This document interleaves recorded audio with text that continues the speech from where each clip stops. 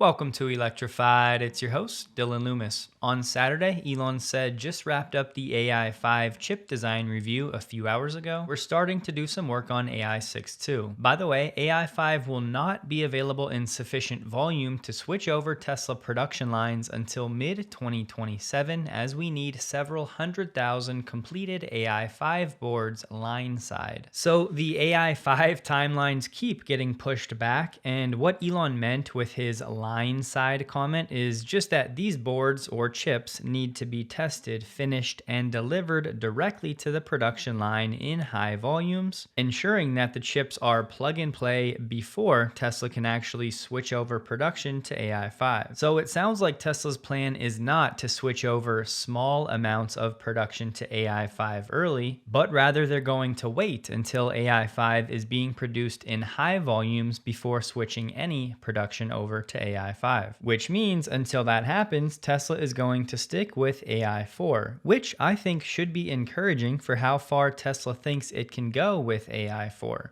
And in my opinion, if Tesla thought AI5 was required for unsupervised, they would be pushing to have that chip out much sooner. Maybe skipping some next-gen features or technical advancements and pushing those improvements back to AI6. Instead, focusing on what could be viewed as a minimum viable product for unsupervised with AI5 much sooner. And yes, I know I've been saying chip development takes years to go from the planning and design phase to getting into production, but for me, this is still a positive signal for what Tesla can do with AI4, since clearly Cybercab is now going to launch with AI4. And don't forget, it took Tesla over a year to have a version of FSD that really utilized the capabilities of AI4. And of course, there's a world we might end up with a similar situation moving to AI5. Tesla started shipping AI4 in January 2023, and then it was around summer of 2024 when version 13 started to take advantage of some of those native AI4 features. All this to say, it's going to be a while before a version of FSD is running natively on AI5, and I'm encouraged about how far Tesla thinks it can push AI4, because clearly Tesla's aiming for unsupervised well before mid or late 2027, and this to me confirms AI4 can get them there. And let's just say I'm not buying all of Elon's timelines for Optimus production, so I think if we see Optimus production before mid 2027, it will be very low volumes, and maybe we'll start with AI4 just to get something out there and start testing, likely in a Tesla factory setting.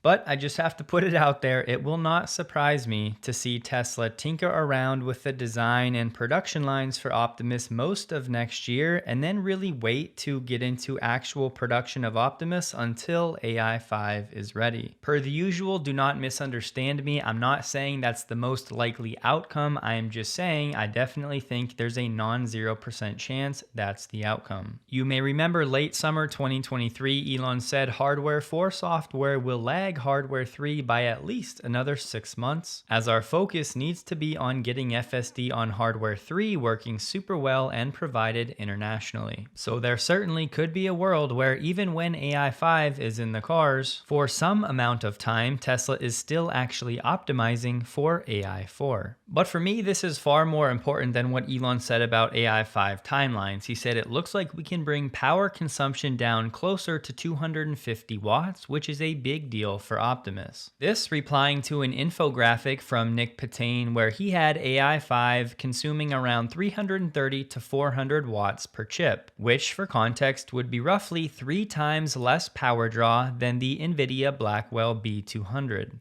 Elon continued, important to note, AI5 is a specialized inference chip for the Tesla AI software. That said, it will perform for our purposes much better than anything else available. To borrow Jensen's phrase, we would not use any other chip in our cars and robots, even if they were free. Now, let me try to explain why this 250 watt figure would actually be a big deal for Optimus. If you run some basic calculations with the assumption that the power draw from the chip on board Optimus is the only thing consuming power, which obviously is not realistic, but I think is the easiest way to make this point. You will see how much of a difference it can make if we assume that Optimus will have a battery pack around 2.3 kilowatt hours, which as far as we know is what Tesla's been using for Optimus version 2. If we assume on the higher end the original expectations for AI5's power draw and take that 400 watt number, the math would be 2,300 watt hours divided by 400 watts, which is the power draw, yields a runtime of 5.75 hours. Then running the math for this 250 watt power draw, it would be 2,300 divided by 250 is 9.2 hours of runtime. Said another way, reducing the power draw of AI5 on Optimus could yield an additional 4 hours of runtime per charge. Again, yes, it's in this unrealistic hypothetical scenario, but I'm just trying to illustrate a rough picture of what that could mean in the real world in terms of how long Optimus can operate before needing to charge. And yes, of course, I think it should go without saying that this power consumption down closer to 250 watts, down from maybe 400 initially expected with AI5, would also have implications for AI5 in all of Tesla's vehicles. Now, of course, with a vehicle-sized battery pack, it won't be as impactful in the car, but at the same time, it's also not nothing, and every little bit of efficiency adds up. So Elon called it a big deal for Optimus, and that's why I would consider this a technical breakthrough. When you start running the math on cost per hour for Optimus operation over weeks, months, and years, these efficiency improvements really start to add up and make a difference. And sure, Tesla actually has to pull this off in the real world. This is just a present day guesstimate from Elon for now. But we know this has been his area of focus as of late, and this is what he thinks Tesla can do. And of course, Elon's statement that Tesla would not use any other chip in our cars and robots, even if they were free, should at the very least give you an indication of the type of performance gap that Tesla is expecting to have with its custom hardware that we know is built in tandem with Tesla's software teams. So just keep that in mind as the world talks about other companies solving for autonomy. Unless they're developing their own silicon, they're already going to be significantly behind the curve, even if they had billions of miles of real-world data, and we know they don't. And people can point to Waymo all they want, but at the end of the day, that's still a business that's losing at least hundreds of millions of dollars every quarter. And just to pass it along, Elon is still talking about his multi-decade vision where Optimus will eliminate poverty and provide universal high income for all. A follower of Sawyer's shared some images of Tesla vehicles with the LiDAR configuration doing some validation near Enola, Pennsylvania, which is about 2 hours west of Philadelphia in preparation for a future service expansion. I would just say we don't actually know where Tesla is validating in PA. Just because these cars were spotted in Enola does not mean that's where the validation is being done. They could have been on their way elsewhere for all we know. However, some things about PA: potholes, there's a lot of snow, leaves, deer. It's not known for big cities outside of Philly and Pittsburgh, so plenty of suburbs. But I just think this points to what we've all been waiting for, the moment in time when Tesla starts scaling this program. And listen, we're running out of time in 2025 for Elon's targets to be hit, which was about 1,500 vehicles and 8 to 10 cities. That for the robotaxi and ride-hail operations. We're now only 45 days from 2026, so Tesla still has some serious work to do if Elon's goals are to be met. So maybe we get a surprise announcement about robotaxi service in Pennsylvania in Q1 2026, but Tesla's not currently hiring anyone for robotaxi positions in Pennsylvania right now. And Tesla has told us the next 4 to 5 cities it plans to expand to, and PA is not one of them. But it's certainly exciting to hear about the Northeast getting some validation attention, and it's an encouraging sign for Tesla's expansion plans in 2026. Elon doesn't talk about health often, but in the past he said he'd been fasting and that he feels healthier. And I'll say, I do think fasting in some capacity is a very good practice to incorporate for most people. And sometimes I'll break my fasts with AG1, as liquids are usually easier to digest than solid food. And of course, it's an awesome way to get a bunch of nutrients quickly. And I will say, I really feel like AG1 is similar to Tesla in a lot of ways. If you don't believe me, just go read AG1's impact report. They're doing some awesome things providing meals worldwide, and for me, I love to support companies doing charitable work. Plus, AG1's next gen formula is quick, easy, convenient, and I do love the berry flavor. It really tastes like Kool-Aid with no artificial anything in it. AG1 sponsors the channel, but all you need to know is I've got my family on it. These are some photos from my sister and her husband from their farm and some of her hiking expeditions, and they have their AG1 daily, calling it Tink and Drink as they cheers to good health and vitality. AG1's next gen formula has more vitamins and minerals than ever before, and it's been clinically shown to fill common nutrient gaps, which the data shows is a big problem. I've told you guys this is hands down the busiest season of my life, and AG1 just helps me ensure I'm getting a solid baseline of nutrition even when what I'm eating starts to slip. Right now, you can head to drinkag1.com/electrified or scan the QR code to claim your free welcome kit. You'll now get a bottle of vitamin D3 K2, a shaker bottle, and a sample pack of all 3 new AG1 flavors to help you determine your favorite. Cheers. The Journal put out a report saying how Tesla now wants its American cars to be built without any parts from China. If you've been following along, Tesla has been decoupling from China now for the past 5+ years, but those plans are indeed now accelerating. Tesla's now requiring its suppliers to exclude China-made components in the manufacturing of its cars in the US. Tesla and its suppliers have already replaced some China-made components with parts made elsewhere. Tesla's aiming to switch all other components to those made outside of China in the next year or two. We've touched in the past how Tesla was encouraging some of its China-based suppliers to make components elsewhere, including in Mexico. But now the strategy has been accelerated. Tesla execs have been grappling with the uncertainty brought by fluctuating tariffs, which has made it difficult for Tesla to formulate a coherent pricing strategy. A China-based executive said earlier this year the Shanghai factory had some 400 direct Chinese suppliers, more than 60 of which had supplied Tesla's global production. But one component Tesla is struggling to substitute is LFP batteries. Tesla's in-house LFP battery factory should hit production sometime in Q1 2026, but until then, Tesla is still focused on securing additional supply chain from non-China based suppliers, but it's going to take time. We heard earlier this year Tesla signed a $4.3 billion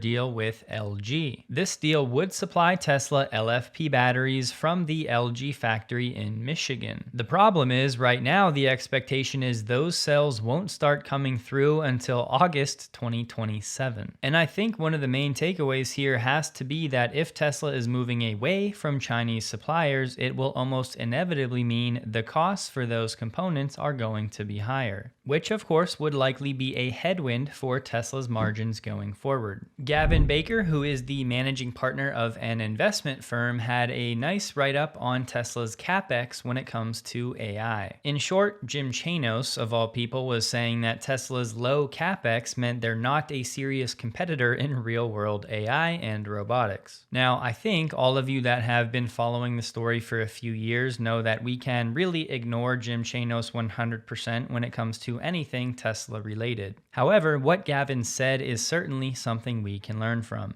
He said this is exactly the wrong way to look at it, and the implications of this fact are actually positive for Tesla. Tesla's inference definitionally happens in the car, so their customers are effectively paying for the inference compute capex, which is now probably the majority of hyperscaler capex spend. Now, I actually disagree with that last point. I would say capex spend on inference is becoming a more significant portion of overall AI capex, but it's definitely not not the majority right now. I would still give that title to training spend and buildouts. But we are moving toward a world where inference capex spend numbers are more and more meaningful. But Gavin continued, Tesla's capex might be an order of magnitude higher if they had to synthetically generate relevant driving data in a data center. Customer subsidized vertical integration is beautiful. Beyond this significant inference cost advantage, Tesla has the second largest coherent Hopper cluster, behind only xAI in the world for pre-training. You only need one coherent cluster if it's big enough. Coherent cluster size drives capital efficiency for pre-training. No one has been able to match the xAI and Tesla clusters from a coherence, speed, and cost perspective, with coherence being the most important. That's why Jensen described their data center design and execution as superhuman. This relative capital efficiency as a result of all of these advantages, the biggest coherent cluster, customers paying for inference, data set size, and ongoing data generation cost, is likely to matter versus robotics and FSD competitors who are less capital efficient. And replying to that, Elon said, exactly. The reason Tesla has not yet spent more on AI training is that it was not yet the limiting factor for FSD.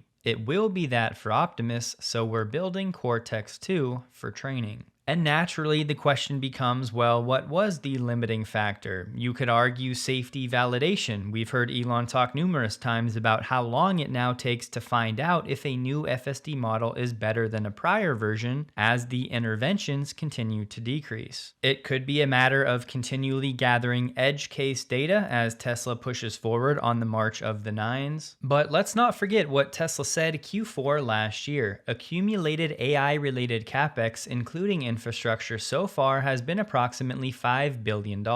And so far this year on Tesla's 10Q in Q3, they called out net cash flows from investing activities related primarily to capital expenditures, which were $6.13 billion through the first 3 quarters of this year. But if you keep reading, they say that's mainly for AI-related capital expenditures, which means if you take the $5 billion figure that was cumulative through 2024 plus this roughly $6 billion figure for the first 3 quarters this year, Tesla is likely right around the $10 billion mark for AI capex spend. And yes, that would be cumulative, but going forward, a majority of Tesla's capex is, you guessed it, AI spend.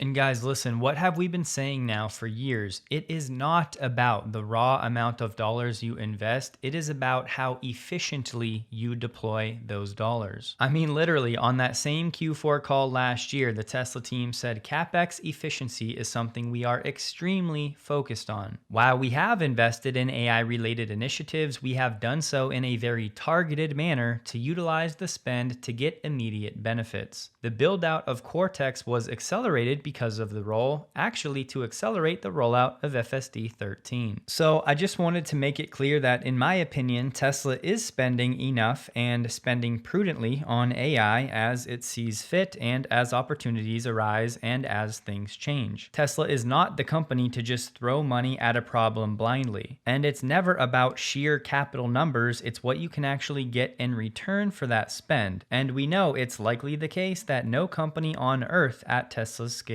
does it better. Tesla is now suing North Dakota over its direct sales ban. This after regulators refused to grant Tesla licenses to open 2 new locations in Fargo and Bismarck. It's the same story we've seen time and time again. Tesla's dealership applications were denied, pointing to a state rule that bars manufacturers from selling cars direct to consumer. Tesla appealed that interpretation, arguing its business model is fundamentally different from the traditional automaker dealer system. But after meeting with the company, the state held firm, prompting Tesla to file the lawsuit. A hearing is scheduled for December. And just one of the comments from the state, they said North Dakota's laws are not designed to shield dealers from competition per se, but from exploitation by manufacturers who could otherwise undercut them. They said Tesla's interpretation would let any automaker bypass the law simply by refusing to appoint franchise dealers. I mean, guys, take a second and think about how ridiculous that last statement is. There's absolutely no world where any automaker in North Dakota is going to bypass all of its franchise dealers. Because if they did, they would have absolutely no business model. They would have no distribution, they would have no service, and their entire business model would collapse. The good news is the data and the precedence is on Tesla's side in these arguments. Tesla has been in this situation now dozens of times, and I'd say roughly 90% of the time Tesla either wins outright or gets a partial win. We know Tesla has lost in some states like West Virginia and Arkansas and Iowa, but more often than not, these do go in Tesla's favor. Tesla Charging said live pricing expanded to an additional 550 sites in California, New Jersey, New York, Florida, and Illinois. Currently, the average price remains the same, peak prices are unchanged, and will be paid by fewer sessions. We'll keep iterating on getting it right based on impact and customer feedback. Someone asked, is the price for the whole session based on when you plug in, or does it change if the utilization changes enough to bump up or down into a different price bracket? To which Tesla said it's based on when you plug in. What Tesla is trying to do here is adjust the electricity costs per kilowatt hour based on the current demand and utilization at each individual supercharger site. So Tesla's trying to make charging more affordable when demand is low and only slightly more expensive during high congestion periods. So obviously with an empty supercharger site, Tesla's going to have lower prices to encourage people to go to that site and charge. And if a site is crowded, then Tesla will have slightly higher prices to deter any unnecessary sessions. But as you saw, once you plug in, your rate is locked. And Tesla made it clear, despite these fluctuations, that the average price is really not being impacted. And Tesla shifted to this system because what they used to do on a fixed schedule, that didn't always end up matching the real world demand. Max from Tesla said, a live feedback loop is better than a static one. Our live pricing pilots have been successful so far, reducing congestion while increasing utilization. We see improved load balancing, especially when there are multiple supercharger sites nearby. A lot of focus is on getting the forecast as accurate as possible so customers get the bracket they expected. We are slightly biasing forecast to get a cheaper price than expected, as it's better to have a positive than a negative surprise. We will keep adjusting based on customer feedback. And guys, look, I know many people want lower supercharging rates, and in some cases the savings compared to gas is not as pronounced as we would want it, but the cost of the power Tesla is providing is outside of its control to some degree. And it's not like Tesla's supercharger business is out to print profits. Tesla is not purposefully gouging customers to make money here, it's just operating slightly in the green and responding to overall electric rates. I know a lot of you are seeing the trends out there, but more and more people outside of the Tesla bubble are coming to understand what's happening with FSD. Data Republican said, after 18 hours of having a Tesla, I'm absolutely convinced it's going to dominate the car market. The computer vision tech is like none other. It works in rain and can see cars multiple lanes away. I own a company in the field of tracking, and Tesla is beyond science fiction. So of course, no disrespect, but I would say welcome to the party. Analysts from TD Cowen got to experience version 14, and they came away with added conviction. And they're now suggesting autonomous vehicles could become financially material contributors to Tesla's revenue in the second half of 2026, which many of you know is what we've been saying all year. Charles Murray said, picked up my new Tesla Y today, put it in FSD, drove me 50 miles home through heavy traffic at the flow of traffic better than I've ever driven 50 miles in my life. Wow, just wow. Welcome to the party, Chuck. Which brings me to the video you're seeing now. This is FSD version 14 on a Cybertruck in Prague, in, yes, the Czech Republic, in Europe, where supervised FSD is not approved. This car was taken from the US and somehow imported to the EU, and the region was not updated, meaning the car was able to keep FSD active. So this is FSD navigating with no map data for Europe, and this was a freestyle drive, if you will, where the supervisor was manually hitting the turn signals trying to direct the Cybertruck, but at the end of the day, it was just navigating the streets of Prague with no navigation and no map data. So this is legitimately the Tesla thesis. Drag and drop the FSD software anywhere on Earth, no pre-planning, and it works. And guys, for the most part of this 20-minute video, it worked exactly as you would expect it to. There were a few instances where it stopped for signs that it thought were stop signs and it got stuck in a roundabout loop, but it also had some incredible highlights and handled pedestrians very well, and for the most part, it was rock solid. Which goes to show how special Tesla's approach to this whole problem really is, and I think it's even more of a black eye for the EU regulators not allowing this. And this one is amazing. This one is amazing. Has to decide. This one is amazing. There's people as well. This has to go right. And now, Wow, this is tight as well. even I'm scared to drive here. Yeah, I can imagine. And this is the only way how you can go. And now I have to tell him you have to go to the left. Mm-hmm. Yeah. Oh my God, how it read the intention of the woman to cross. I didn't even think about her. She didn't have intention. She didn't really show in any way that she was gonna cross, but the Cybertruck knew anyways. Wow. Yeah. That was crazy.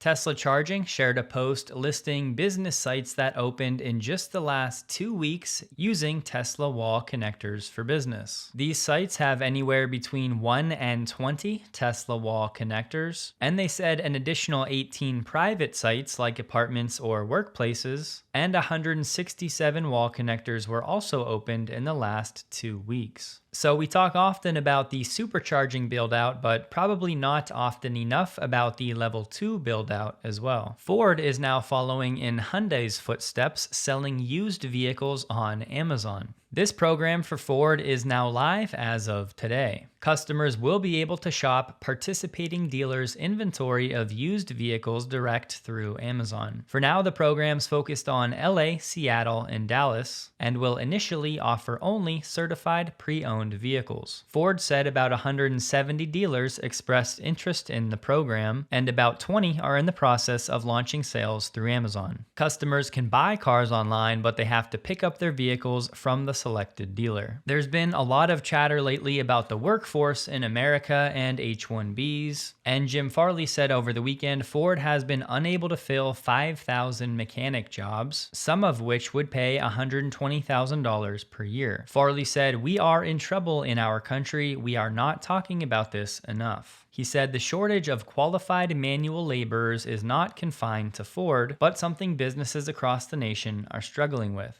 It's a very serious thing. We do not have trade schools. We are not investing in educating a next generation of people.